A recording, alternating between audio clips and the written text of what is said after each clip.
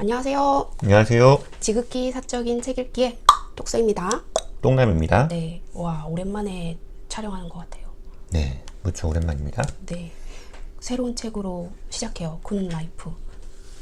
맞습니다. 똥남님이 선택한 책이죠. 네, 이번 저희 독서 모임의 책이었습니다.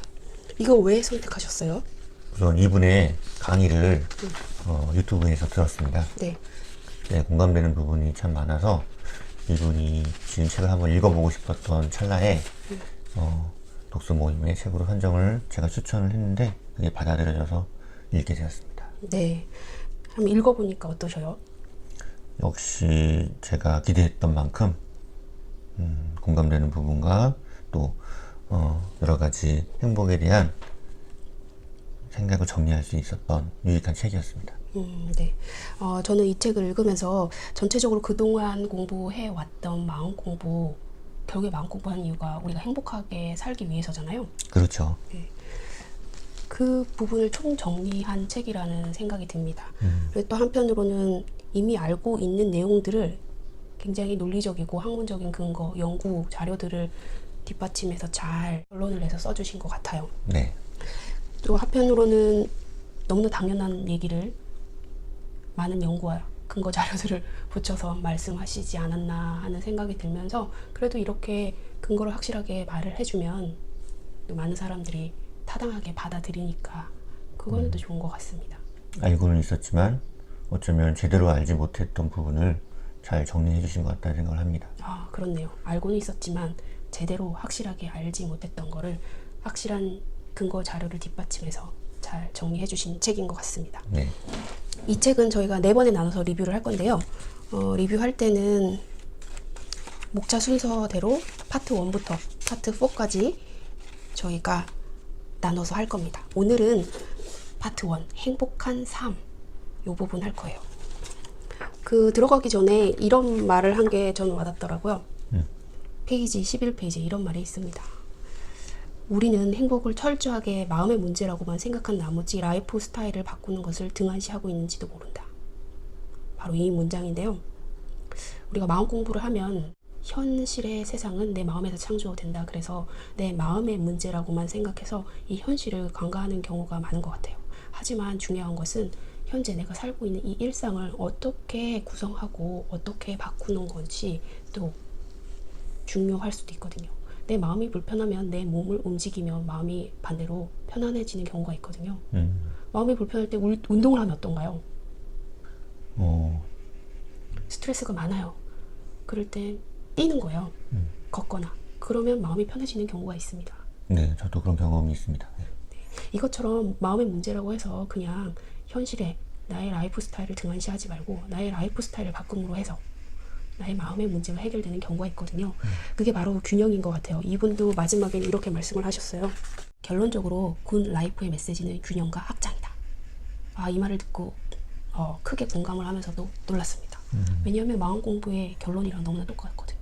균형은 내가 삶을 살아가는 데 있어서 반드시 필요한 자세이면서 그리고 그로부터 나를 확장해 가는 것. 이게 최종적인 목표인데 이 굿 라이프도 이 메시지가 똑같다라고 하니까 강하게 끌리더라고요. 이 프롤로그를 보면서. 그리고 이 마지막에 이런 말이 있습니다. 균형과 확장이 가져다주는 의식의 자유로움을 통해 우리 모두 지금보다 조금 더 행복해지기를 기원한다. 이분도 마음 공부를 아주 익히 물론 심리학 교수시기 때문에 훨씬 마음에 있어서는 전문가라고 할 수 있죠. 맞습니다. 우리 균형과 확장을 통해서 우리의 의식은 자유로워지고 그를 통해 더 행복해진대요. 그동안 했던 우리의 그런 중요한 키워드가 균형과 확장이잖아요. 네. 무심이라고도 하죠. 무위, 무심. 무심은 여기에서 좋지 않은 부정적인 의미가 아닙니다. 텅 빈, 아무것도 판단하지 않는 마음입니다. 파트 1에서 제가 마음에 와닿았던 부분은 행복에 대한 정의 부분이었어요. 우리가 행복이라는 한자어를 이제 설명을 하시면서 또 다른 의미를 말씀을 하셨는데 행복이라는 한자는 그냥 우연히 오는 좋은 일이란 뜻이 있는데요. 이건 한자를 해석하면 이런 식으로 되는데, 보통 우리가 행복이라는 의미를 얘기할 때는 생활의 만족이나 삶의 보람을 느끼는 흐뭇한 상태를 말합니다. 그런데 이 한자의 이런 우연성과 우연히 찾아오는 좋은 일이라는 한자의 의미 때문에 이 두 번째 의미가 약간 퇴색되는 경우가 있다라고 하는데요. 그래서 이 교수님이 다른 단어를 사용하셨어요. 행복의 정의로. 바로 쾌족입니다. 쾌족. 쾌족을 보면 말 그대로 기분이 상쾌하고 자기 삶에 만족하는 심리 상태를 지칭한다. 행복이라는 단어보다 훨씬 더 정확하고 직접적으로 행복의 심리적 상태를 표현하고 있다라고 말하고 있습니다. 그래서 우리가 여기서 한번 짚고 넘어가고 싶어요. 예전에 똥남님한테 제가 질문을 했어요. 지금 행복하시나요? 라고 질문했을 때 똥남님이 말씀을 하셨습니다. 뭐라고 말씀하셨죠? 행복한 것 같지는 않다. 네. 왜 그때 그런 말씀을 하셨죠? 뭔가 제 뜻대로의 삶이 아니라 좀 끌려다니는 삶, 만족스럽지 못한 그런 삶이었기 때문에 그렇게 얘기를 했던 것 같습니다. 근데 그 상태가 나의 상태가 긍정적인 감정들로만 있지 않고 말씀하신 대로 좀 부정적인 감정이 있었기 때문에 그렇죠. 행복하지 않다라고 말씀을 하셨잖아요. 그렇죠. 그런데 여기 쾌족이 아까 정의를 봤지만 쾌족의 상태는 절대 그런 부정적인 감정이 완전히 없는 상태를 말하는 것이 아닙니다. 비율로 따져봤을 때 긍정적인 감정이 조금이라도 더 많다면 행복한 상태라고 얘기를 합니다. 100% 만족하지 않아도 네. 50%만 넘어도 네. 행복하다. 네. 그런 상태라고 합니다. 비율로 따졌을 때요.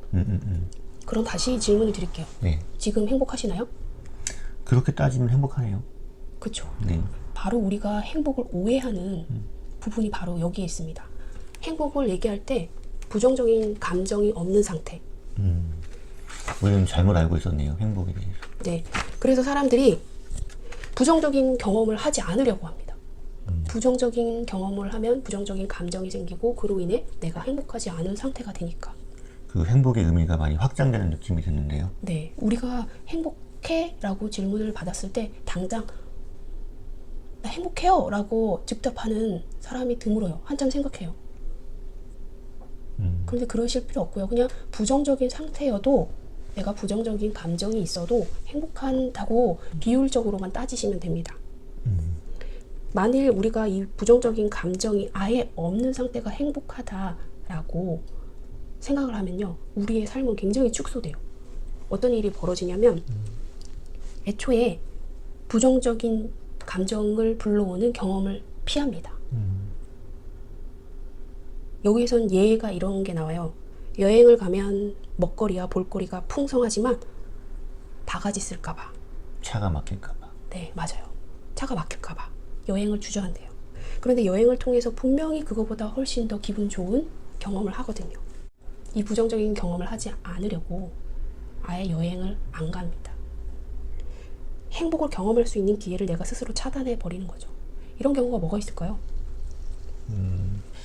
경제적으로 무리해서 갈 수도 있겠지만 너무 지금 우리 사정에 뭐 해외랄까 이런 건 무리야 이렇게 하면서 좀 여행을 좀 안 가는 것도 있을 것 같고 나눔 우리 그런 나눔도 나중에 여유 있을 때 해야지 이렇게 해서 그런 기쁨을 자꾸 늦추고 어떤 면에서 피하는 상황 경우도 있을 것 같습니다. 네. 우리가 행복에 대한 정의를 다시 내려야 하지 않을까라는 생각이 많이 들었어요. 그래서 이 책을 보면서 이제 앞으로 사람들한테 내가 얘기할 때 행복에 대한 정의는 완전히 뭐 8, 90% 만족을 해야 행복한 게 아니라 부정적인 것보다 조금이라도 더 긍정적인 게 많다면 행복한 상태야 라고 알려줄 필요가 있을 것 같아요. 또 이런 부정적인 경험이라고 생각했던 고통, 불행을 경험함으로써 나를 성장시키는 동력이 된다. 그렇기 때문에 그거를 피해서는 안 된다라고 얘기를 합니다. 네, 우리가 그때 리뷰했던 그 데미안 이런 책에서 보면 그런 자기만의 안전지대를 벗어나는 거였죠. 네, 안전지대를 벗어나려면 고통이 따르죠. 솔직히 두렵죠. 그 두려움을 극복하고 밖으로 나가야 되는데 그러려면 내가 불안하고 두려운 그 마음을 한 단계 껑충 뛰어넘어야 돼요. 부정적인 경험을 하지 않으려는 그 마음을 내려놓으시고 나가야 됩니다. 행복 속에는 고통도 있다는 걸 인식해야 하겠습니다. 맞습니다. 그래서 여기서 다시 균형을 얘기하는데요. 행복은 바로 고통과 행복의 관계에 균형 잡힌 생각이 중요합니다. 행복을 마냥 즐거운 상태라고 오해하시면 안 됩니다. 아이스크림 먹는 것처럼 달콤한 그런 감각, 느낌이 아니라 그런 것도 행복이긴 하지만 그 너머에 있는 어떤 행복의 다른 모습도 우리가 받아들여야 한다는 거겠죠. 네, 순간의 쾌락이 아니라 뒤돌아봤을 때 의미를 부여할 수 있는, 좋은 의미를 부여할 수 있는 것 또한 행복입니다. 네. 이 밖에 저 파트 1에서는 저는 요것만 할 건데요. 혹시 다른 부분 하실 거 있으면 추가해 주세요. 네, 우리가 어제도 독서 모임 때 나온 얘기지만 행복의 어떤 그 다양성, 여러 의미를 생각해 봤는데 행복하기 위해서는 우선 감사가 뒤따라야 하겠다라는 생각을 해봤습니다. 행복, 복이잖아요. 네. 복이 들어오는 문이 감사라고 합니다. 그 문이 들어가기 위해서 우선 감사가 좀 전제돼야 하지 않을까 싶습니다. 예, 그 부분을 좀 얘기하고 싶었습니다. 예. 네. 그리고 프롤로그에 아까 나와 있는 것처럼 행복을 위해서, 나는 행복하기 위해서 지금 일상을 어떻게 구성하고 있는지, 또 어떤 마음으로 살아가실지 한번 잘 생각해 보시면 좋을 것 같습니다. 그리고 또 자기가 어디에 또 관심이 있는지, 가슴에 관심 있는 것 하나쯤 담고 사는 삶이 행복한 삶이라고 여기 저자는 제일 먼저 얘기를 하더라고요. 맞아요. 당신은 행복합니까? 라는 질문에 대체할 수 있는 질문이 당신은 지금 무엇에 관심이 있습니까? 관심이 있다는 것 자체가 벌써 행복이라고 얘기를 합니다. 내 안에 누가 있는지, 무엇이 있는지 한번 천천히 살펴봤으면 좋겠습니다. 네. 와, 의미 있는 리뷰였습니다. 오늘은 여기까지 하겠습니다. 다음에 또 만나요. 안녕. 안녕.